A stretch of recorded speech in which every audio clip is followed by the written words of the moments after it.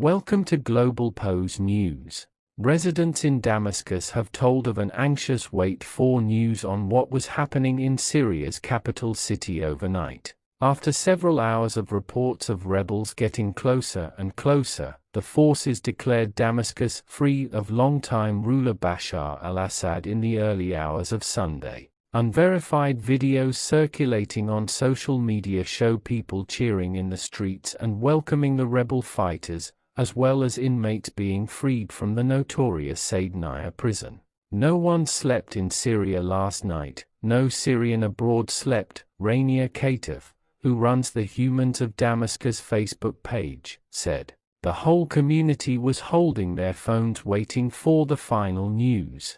How do I feel? Overwhelmed. We all feel like we've been underwater, literally, for 13 years, and we all just took a breath.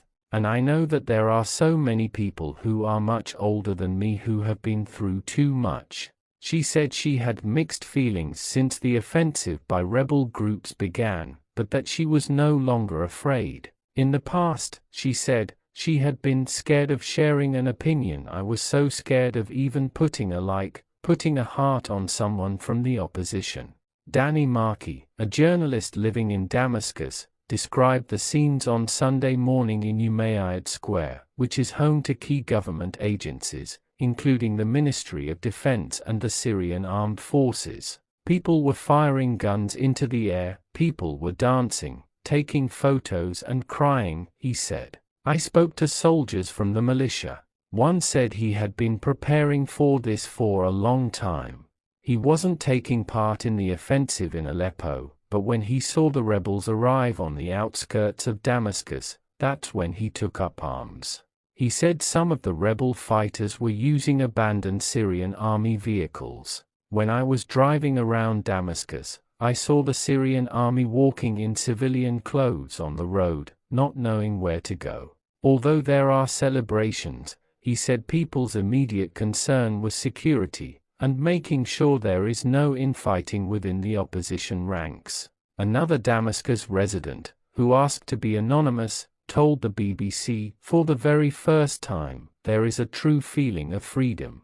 What we're feeling really resembles what we felt during the revolution when it began in 2011. This is the continuation of a dream that had started that year.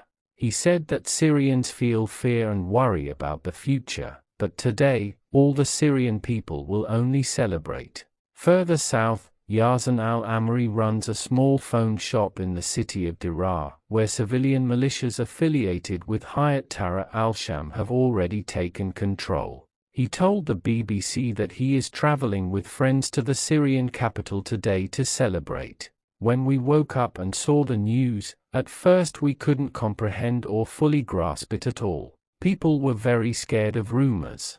But when we realized it was actually true, we got in our cars, and now we are on our way to Damascus to celebrate. People felt like they were in a dream, he said.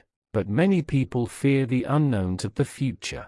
A Syrian man in London told me of fears for his family living on the coastal region of Syria. We are Eastern Orthodox Christians. I am afraid my family will be slaughtered, the man, who asked to remain anonymous, said. Everybody is in a panic mode.